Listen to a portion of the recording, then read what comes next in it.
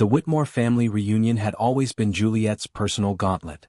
Yet this year, standing in the marble foyer with James's mother Mary's handprints still burning on her cheek and the word worthless echoing off crystal chandeliers, she felt the 7 years of carefully maintained composure begin to crack like ice under impossible pressure. 20 minutes earlier she'd been a pregnant woman abandoned in the rain by her billionaire husband, James Whitmore, who'd chosen his mother's demands over the family he'd sworn to cherish, driving away in a car she'd watched disappear while thunder provided percussion to her unraveling life. Before we continue, we want to let you know that you are great and going to be doing great things in 2026. We wish you well in all your endeavors. We love to know how far our story get to touch and heal lives. Kindly share with us where you're watching from in the comment box. Please like this story and click the subscribe button to keep us serving you a heart-healing real stories. Now let's get back. 90 days before that moment, Juliet had sat in a boardroom under her secret identity as J. Sterling, reviewing James's desperate loan application to Pinnacle Trust, the bank she'd built from her grandfather's hidden inheritance. And she'd approved it despite knowing about Mary's ultimatum, despite suspecting James would cave to his mother's pressure because she'd been testing a theory about human nature that was about to be proven with devastating accuracy. The slap from Mary came during introductions when Juliet arrived at the reunion without James, but with her pregnancy visible, and Mary had demanded to know what kind of woman shows up alone to embarrass the family, escalating to physical violence when Juliet quietly explained that James had left her because Mary had given him an ultimatum: choose between his mother and his pregnant wife. Because in Mary's world, a mother's control was absolute. A daughter-in-law's worth was negotiable. The flashback Juliet couldn't suppress transported her to 7 years ago. James's proposal in Paris. His confession that his business ventures were struggling. Yet his confidence that her family's Whitmore name would attract investors. His relief when she'd agreed to marry him without demanding a post-nuptial agreement because she'd loved him with the kind of innocence that doesn't survive betrayal. What he'd whispered that night after too much champagne still haunted her: "Mother will come around eventually. She just needs time to see how perfect you are." But Mary never came around. What James never learned was that Juliet had spent their entire marriage anonymously funding his ventures through shell companies, propping up his ego while building her own empire in shadows, hoping he'd eventually find the strength to stand up to his mother, to value his wife for who she was rather than see her through Mary's lens of disapproval. Yet each rescued business venture only deepened his dependence on Juliet's invisible support and on Mary's crushing expectations. The two women who controlled his life, and he knew about only one of them.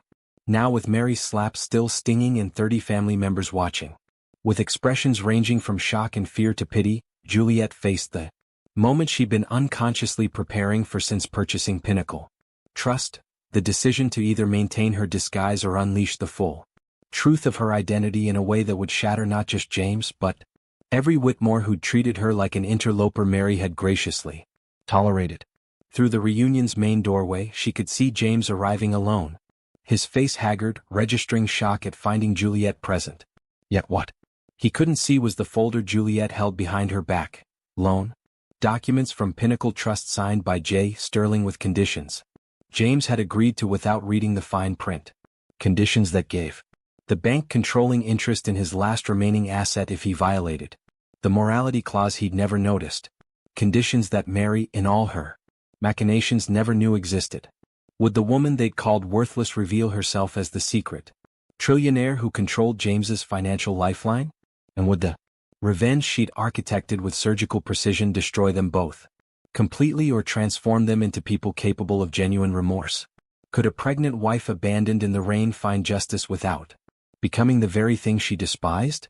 And what happens when a family built on maternal control and filial obedience discovers that the person they dismissed as inadequate holds the power to dismantle their entire social structure? Dear viewers, this story reveals how silent strength can become your greatest weapon when others underestimate you. You'll discover why patience and strategy always triumph over impulsive revenge, and how maintaining dignity under attack builds unshakable power. Watch as Juliet teaches us that true transformation requires forcing others to confront their own cruelty, not through destruction but through revealed truth. Drop in the comments what lessons did you take from this story. If you were Juliet, what would you have done differently? Subscribe now for more captivating stories that entertain, inspire, and teach powerful life lessons you can apply today. The crystal chandelier above Juliet's head refracted light into 1,000 fractured rainbows, each shard of illumination highlighting the shocked faces surrounding her in Mary Whitmore's marble foyer. Yet none of those faces showed the outrage Juliet had hoped to see, just curiosity, entertainment, the sick fascination people feel when watching someone else's humiliation unfold like performance art they hadn't paid to witness. Mary's hand had connected with Juliet's cheek 7 seconds ago. The impact sharp enough to turn heads from the champagne fountain 20 feet away. Yet what lingered wasn't the physical pain but the word Mary had spat immediately after, worthless. Juliet's hand moved instinctively to her belly where her 7-month pregnancy pressed against the navy dress she'd chosen specifically, because Mary had once told her dark colors made her look like she was attending a funeral instead of trying to fit into this family, and she felt her daughter kick as if responding to the violence her grandmother had just demonstrated. The baby didn't know yet that her father had abandoned them both 3 weeks ago in a rainstorm that had soaked through Juliet's coat, while James loaded suitcases into his Bentley, with hands that trembled, not from cold but from the weight of choosing his mother over his wife. "Did you hear me?" Mary's voice cut through the murmuring crowd like a blade designed for precision wounds. "I called you worthless, Juliet, because that's what you are.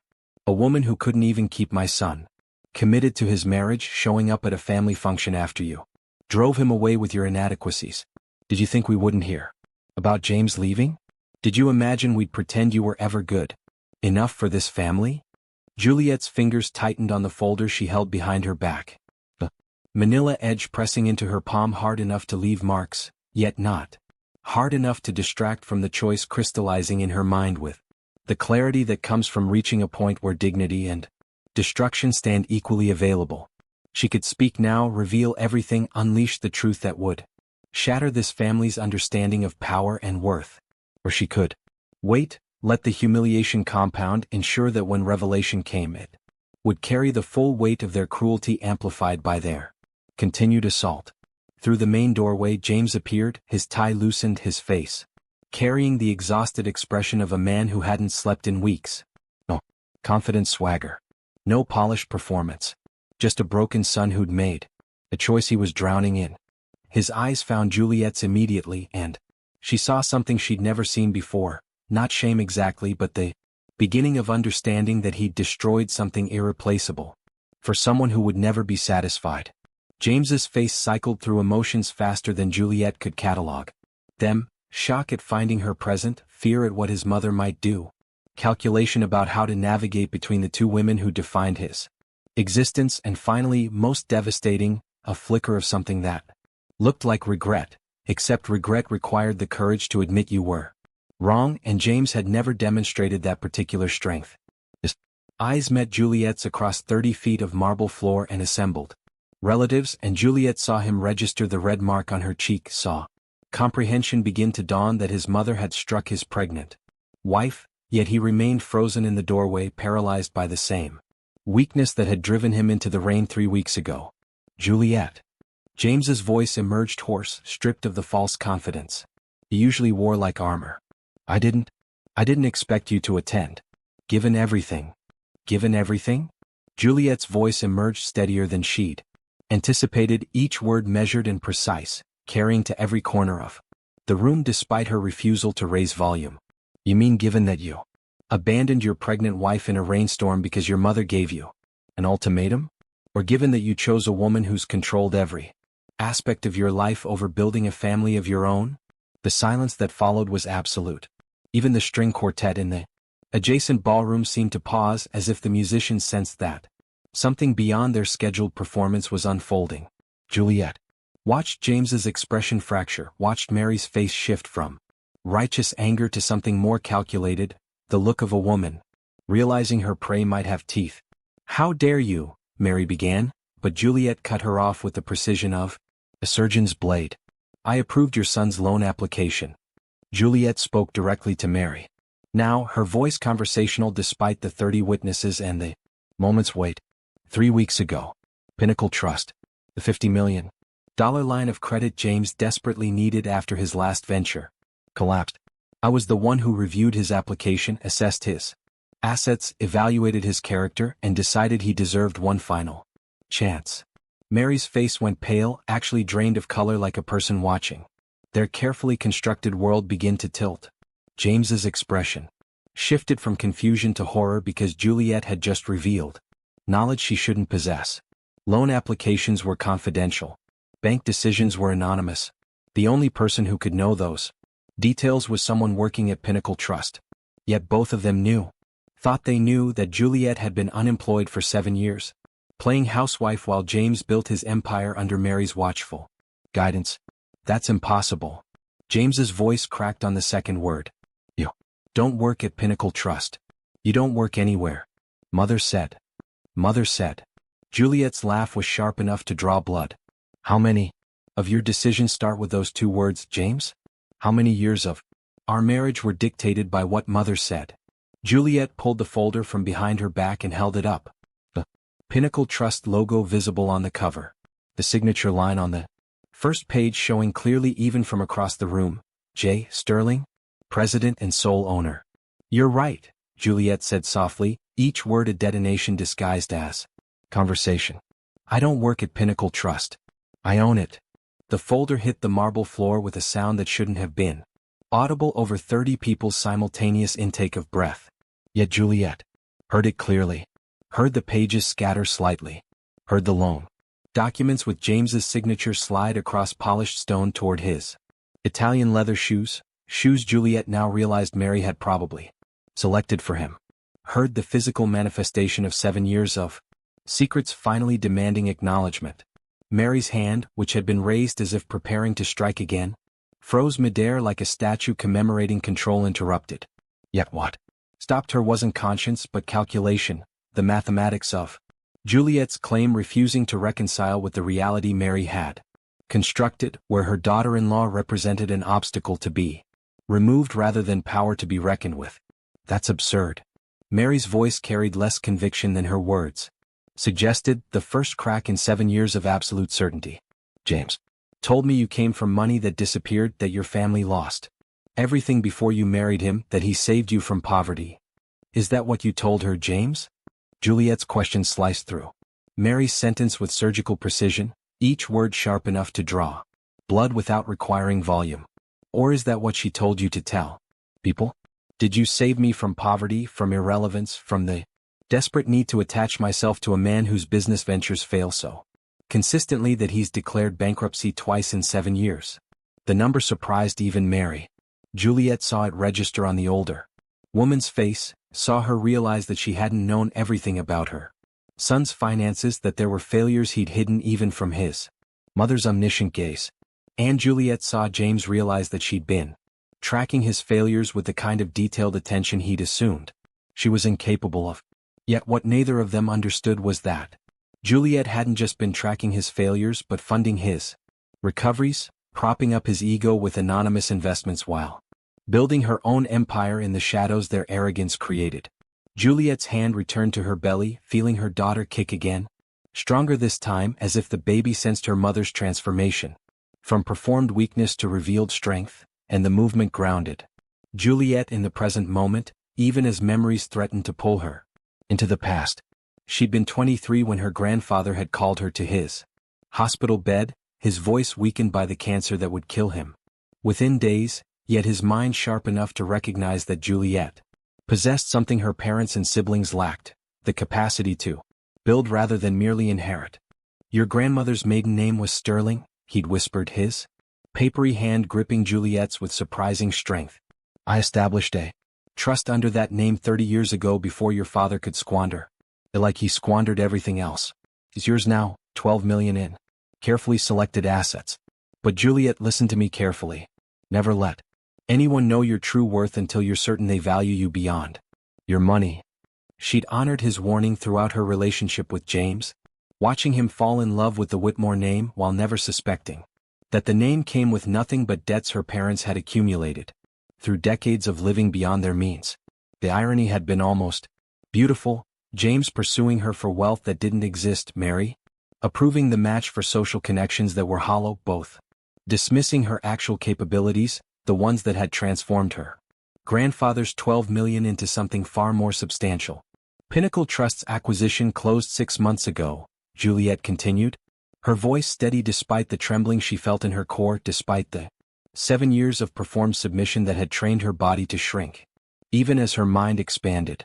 The purchase price was $800 million, half in cash, half in assumed assets.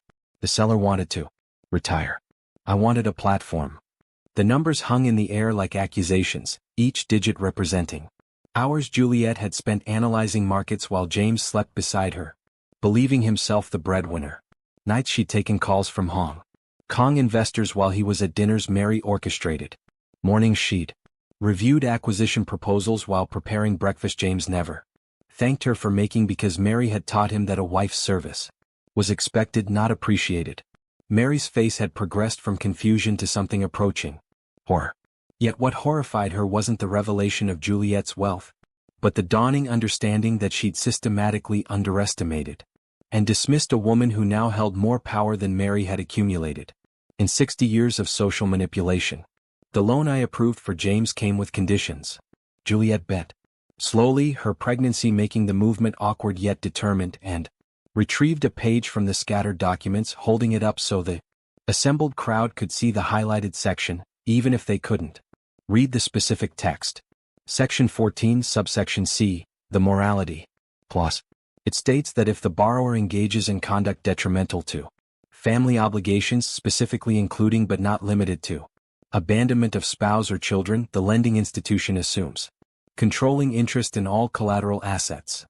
James's face went white as comprehension crashed over him like a wave, designed to drown his last remaining asset, the commercial property portfolio his father had left him. The only thing that survived his multiple business failures had been collateral on the Pinnacle Trust loan. And abandoning his pregnant wife in a rainstorm 3 weeks ago had triggered the clause he'd never read, which meant Juliet now controlled the final piece of his financial foundation. You planned this. Mary's voice emerged venomous, recovering from shock faster than her son. You manipulated my son into marrying you, then engineered his destruction when you couldn't control him. Control him? Juliet's laugh was sharp enough to shatter the crystal chandelier above them. Mary, that's your specialty, not mine. I gave James something you never did, a choice. I gave him $50 million. And a clear contract that required only basic decency. Remain faithful to your family. Honor your obligations. Demonstrate minimum character. He could have chosen to be the man he promised to be when we married.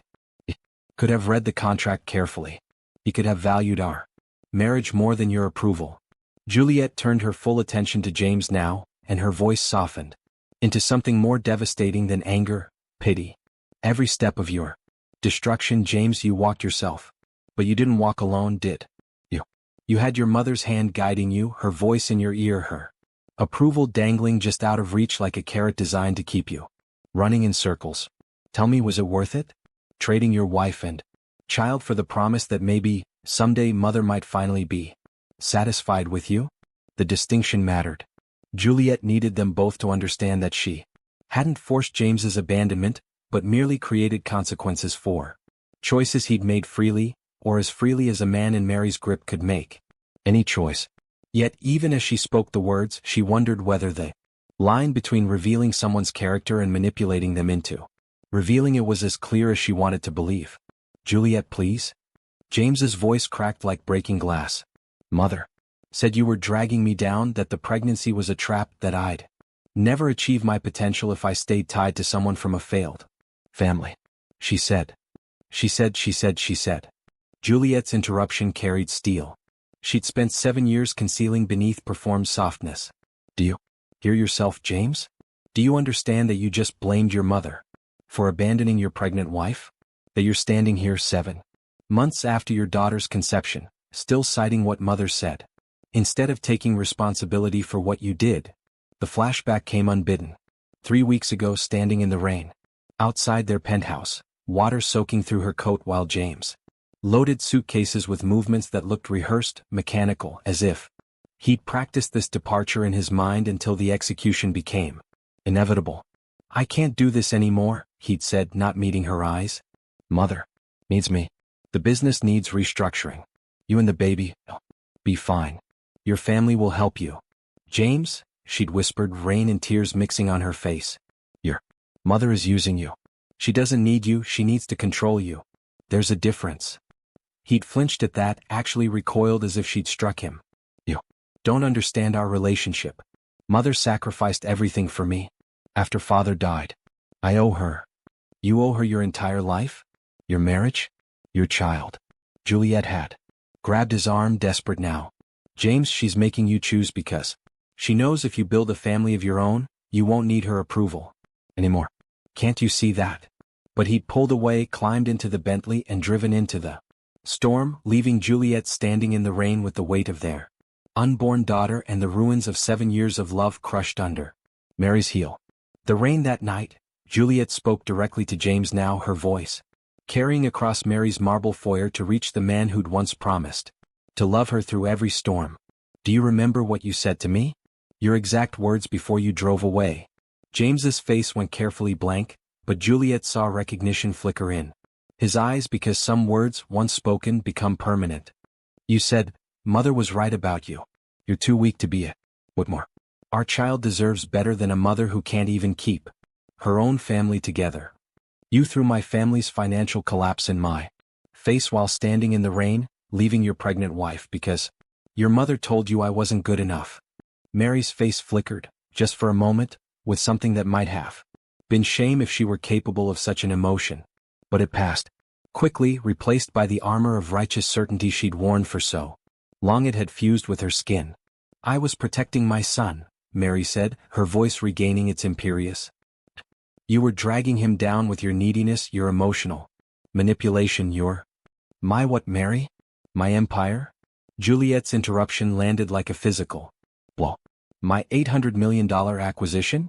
My anonymous investments that kept James's businesses afloat when your social connections couldn't? Tell me exactly which part of being a secret trillionaire constitutes dragging him down?"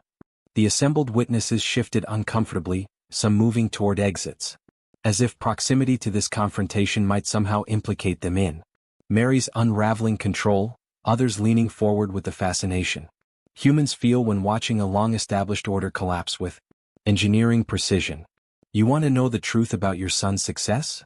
Juliet continued, each word precise as a scalpel. "Every venture that survived, every deal that closed, every investor who committed, I engineered them. The shell companies, anonymous contributions, strategic partnerships that looked like luck but were actually my invisible hand keeping him afloat. Not because he was brilliant, Mary. Because I loved him. Because I hoped that if I gave him success without making him dependent on your approval, he might finally become his own man." Juliet's voice dropped to something softer, more devastating than anger. "But I was wrong. Because no amount of success, no degree of independence was ever going to free him from you. He'd have to choose that himself. And when you gave him the ultimatum, me or you, he proved that 7 years of marriage, 7 months of pregnancy, 7 years of invisible support meant less than one word from Mother." James had gone completely still, his face cycling through emotions too rapidly to catalog shock, denial, comprehension, and finally, most devastating of all, recognition. The recognition that his entire adult life had been built on foundations he'd never examined, success he'd never earned, choices he'd never actually made. "The lone approval wasn't revenge," Juliet said, her voice quieter now, yet carrying to every corner of the foyer through sheer force of accumulated truth. "It was documentation. I needed James to have every possible advantage, $50 million, clear contract terms, explicit requirements, so that when he failed, when he chose you over our family, when he violated the morality clause, he couldn't claim ignorance or circumstance. He'd have failed with every resource available. The failure would be purely character, purely choice. So what now?" James's question emerged defeated, the voice of a man watching his entire understanding of himself crumble. "You own my last asset. You've humiliated me in front of my family. You've destroyed whatever future I thought I had. What else is there?" Juliet looked at the man she'd married 7 years ago, at the son who'd never escaped his mother's shadow, at the father who'd abandoned his pregnant wife because he couldn't bear to disappoint a woman who would never be satisfied, and she felt the rage she'd been carrying begin to transform into something more complex, something that felt less like hatred and more like grief for the man he might have been if Mary hadn't consumed his soul before he'd learned to claim it. Now, Juliet said slowly, you have a choice. A real choice this time, James. Not one scripted by your mother, not one designed to test your loyalty, but an actual choice about who you want to be. The choice Juliet offered hung in the air like a blade suspended by thread, visible to everyone, understood by no one, capable of cutting in directions that wouldn't be clear until the moment it fell. You can fight the morality clause, Juliet said, her voice carrying the measured precision of someone who'd rehearsed this moment in 1,000 variations. Hire lawyers, argue that abandoning your pregnant wife doesn't constitute behavior detrimental to family obligations, despite those being the exact words in the contract you signed. Let your mother fund the litigation. I'm sure she will. Spend the next 18 months in a legal battle that will cost everything you don't have while I deploy resources you can't match. Lose publicly. Lose completely. Lose in ways that ensure every business contact, every social connection, every person who ever believed in your competence watches you drown in consequences your mother created and you executed. Mary opened her mouth, but Juliet raised a hand and the older woman actually stopped. The first time in 7 years Juliet had seen Mary defer to anyone. Or, Juliet continued, each word measured and deliberate, you can accept that the property portfolio now belongs to Pinnacle Trust. Accept that your financial foundation has transferred to the wife you abandoned. Accept that the empire you thought you built was actually constructed on invisible support I provided while you credited yourself with genius and Mary with guidance. And then, this is the important part. James, you can choose to become someone different. What does that mean? James's voice cracked on the last word, and Juliet heard beneath the question something she'd never heard from him before, genuine confusion, the bewilderment of someone discovering that the script they'd been following wasn't actually the story being told.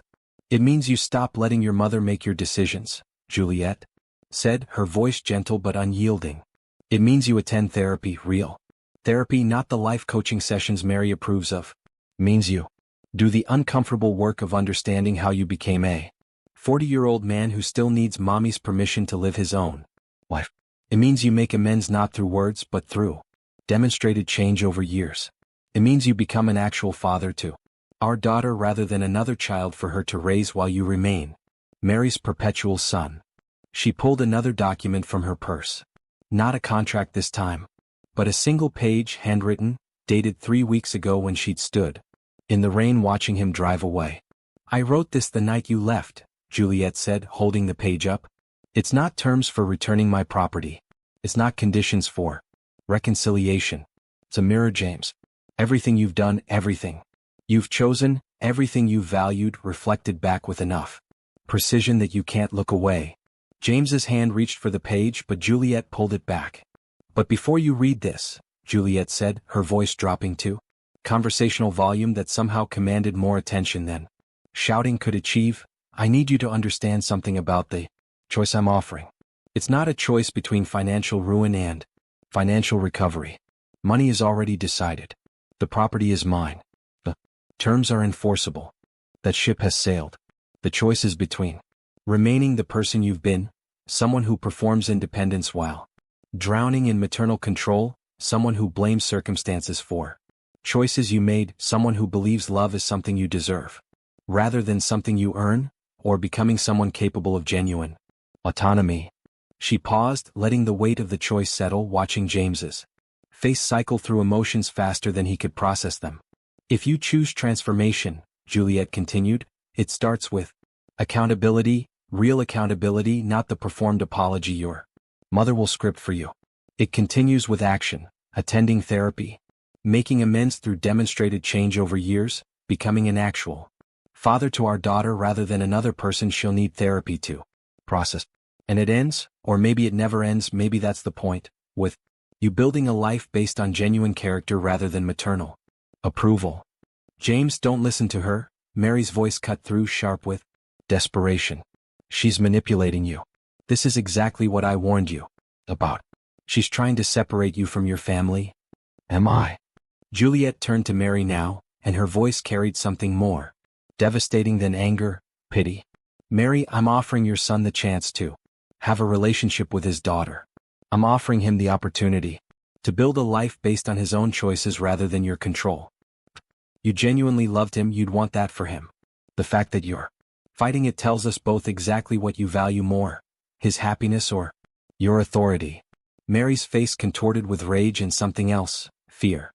The fear of a woman watching her power slip away, realizing that money she'd never earned now rested in hands she'd systematically tried to break. You don't know how to apologize, do you, Mary? Juliet said softly.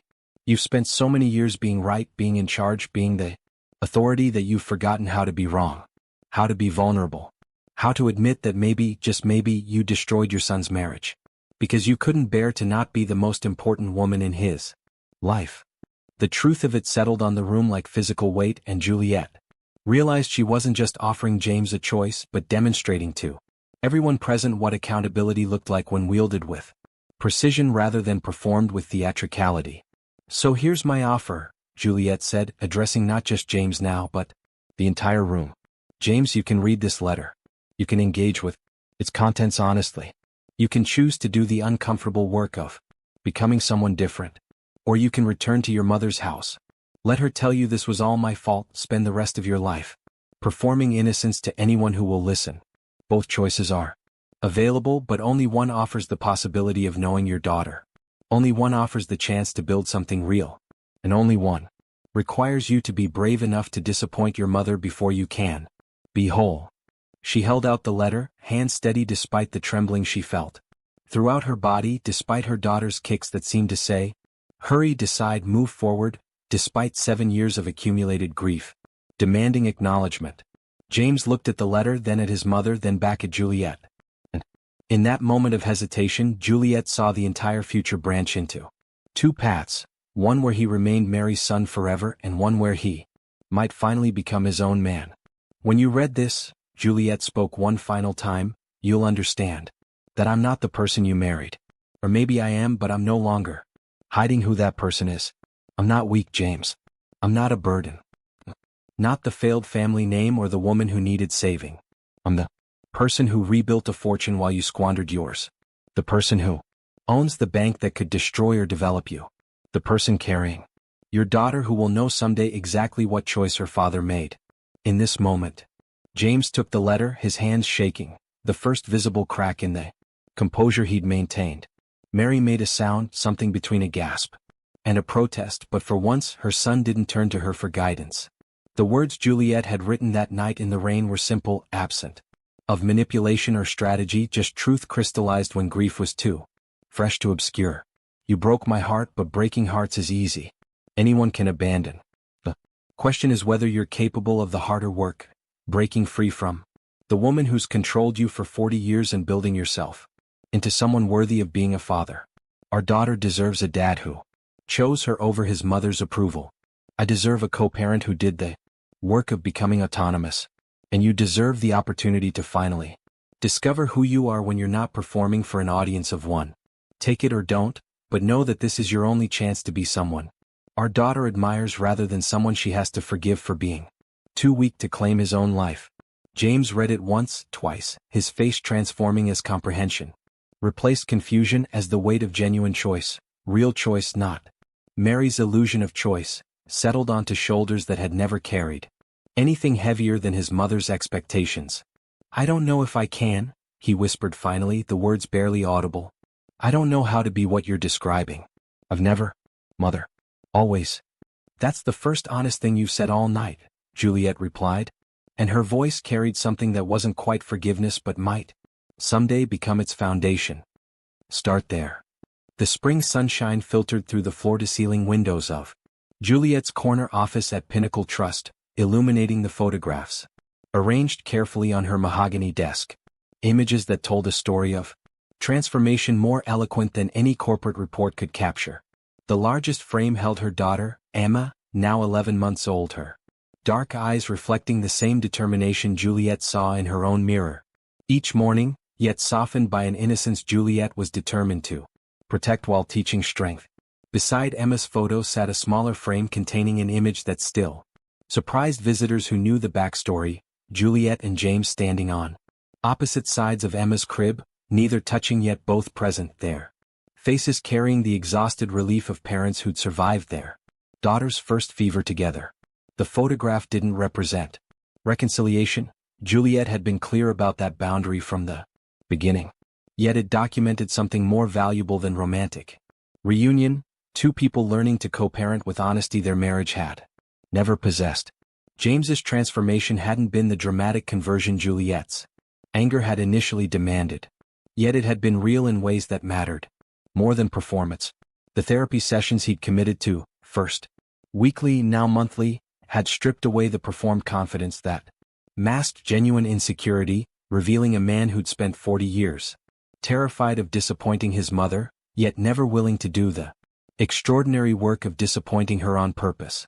The breakthrough had come 6 months ago when his therapist asked a simple question: if your mother died tomorrow, who would you be?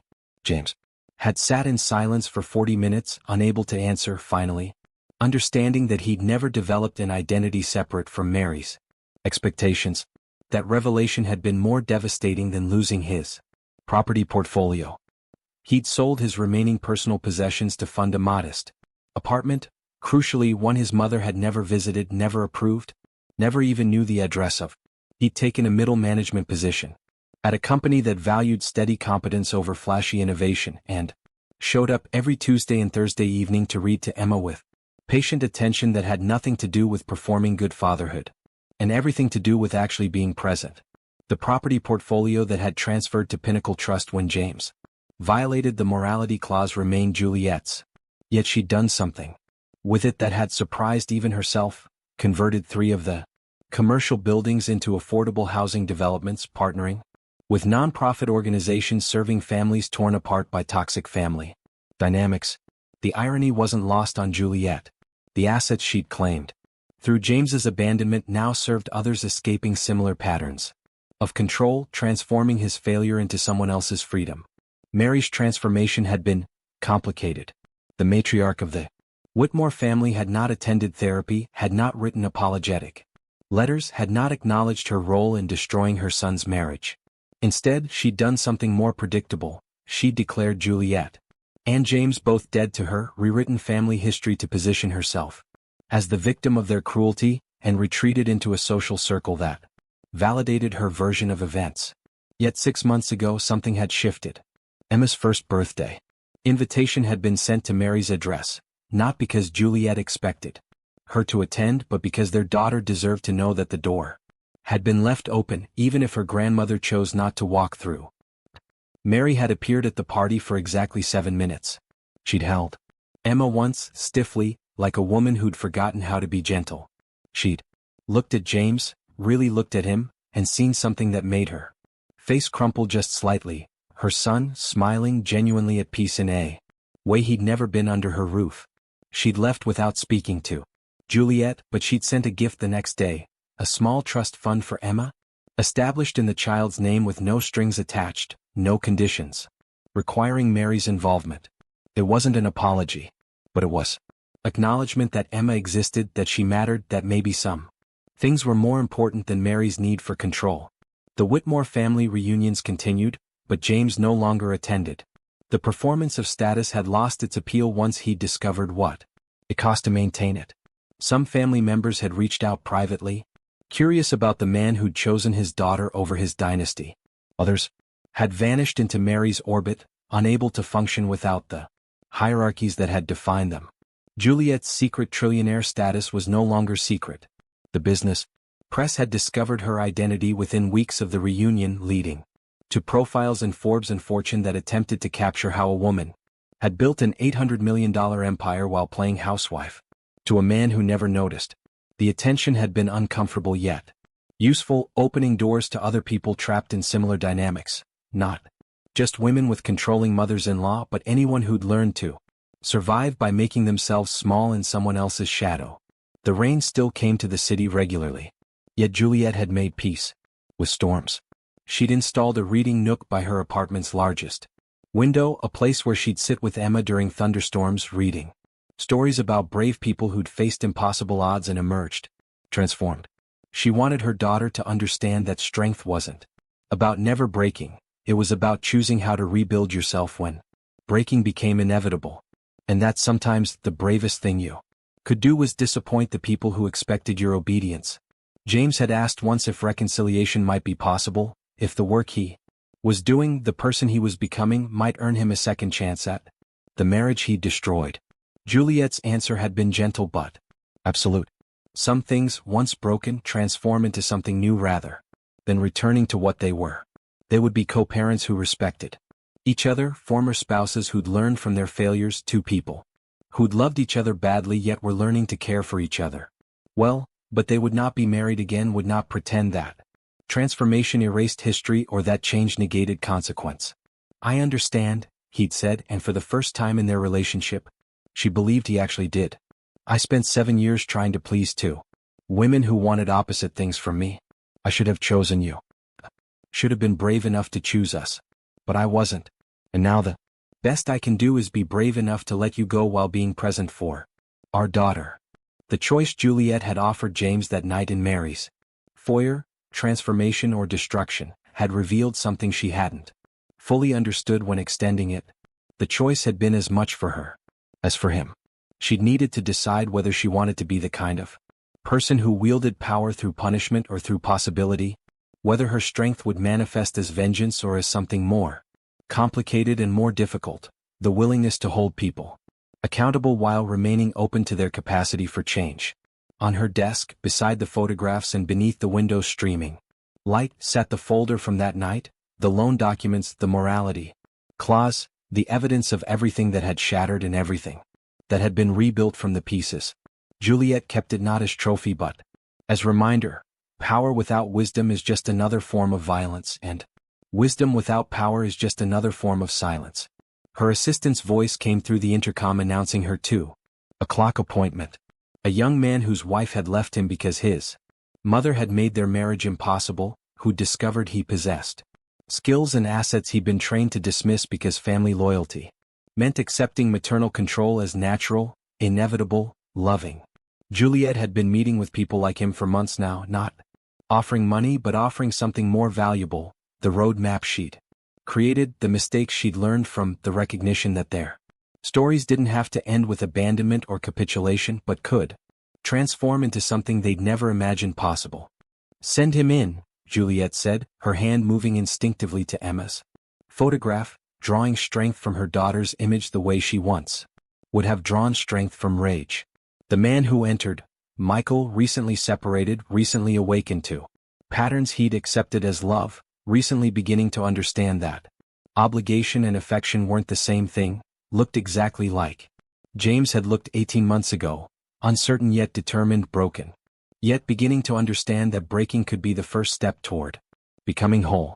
Tell me your story, Juliet said, the word she'd spoken to dozens of people who'd sat in this same chair, people who'd been called ungrateful by parents who'd never understood that love without autonomy was just control wearing a prettier name. And as Michael began to speak, haltingly at first, then with increasing clarity, Juliet felt the purpose that had been forged in rain and reunion settle more firmly into her bones. This was what she'd been building toward, what all the secrecy and strategy and silent strength had been preparing her for. Not revenge against one man or one controlling mother, but revolution for countless people who'd been taught that family loyalty meant sacrificing your own life on the altar of someone else's need for control. Through her office window, Juliet could see the city spreading. Below, buildings she owned, businesses she'd invested in, lives she'd touched through decisions made in boardrooms people assumed she'd never enter. The empire she'd built in shadows had finally emerged into light. Yet the transition hadn't diminished its substance. If anything, the visibility had amplified its impact. Emma would grow up in a world where her mother's power wasn't secret, where strength didn't require performance, where being real mattered more than appearing perfect. She'd know her father not as the man who'd abandoned them, but as the man who'd chosen transformation when destruction would have been easier. She'd know her grandmother as a cautionary tale, not with hatred but with understanding that some people couldn't change and that their inability to change didn't require your participation in their dysfunction. And she'd know from her mother's example and her mother's teaching that the greatest power isn't the ability to destroy your enemies but the wisdom to offer them the choice to become something better, and the strength to walk away when they refuse, knowing that their refusal is about them, not about your worth. The rain began again as Michael finished his story, drops pattering against the window like applause for courage that didn't know it was being brave. Juliet smiled, recognizing the sound that had once marked her breaking, now marking someone else's beginning, and she understood with crystalline clarity that this helping others transform their pain into power was what every moment of her journey had been preparing her for. "Here's what we're going to do," Juliet said, her voice carrying the confidence of someone who'd walked this path and emerged transformed. "We're going to help you build a life they'll never see coming. Not because you're hiding from them, but because you're finally living for yourself." And in the photograph on her desk, Emma seemed to smile as if she already understood that her mother's greatest legacy wouldn't be the wealth she'd accumulated but the people she'd taught to stop sacrificing themselves on altars built by others, to stop apologizing for wanting lives of their own, to stop waiting for permission to become everything they'd always been capable of being. The choice Juliet had offered James that night had rippled outward in ways she couldn't have predicted, transforming not just one family but creating a framework for transformation that extended far beyond her personal pain. Justice, she'd learned, wasn't about making people pay. It was about making them choose and then ensuring they understood the full weight of their choices. And in that understanding, Juliet had found something more valuable than revenge, more lasting than destruction, the purpose that comes from transforming your own breaking into someone else's breakthrough, your own pain into someone else's power, your own story into proof that being called worthless by people who need your compliance is just the beginning of becoming someone they'll never be capable of controlling again.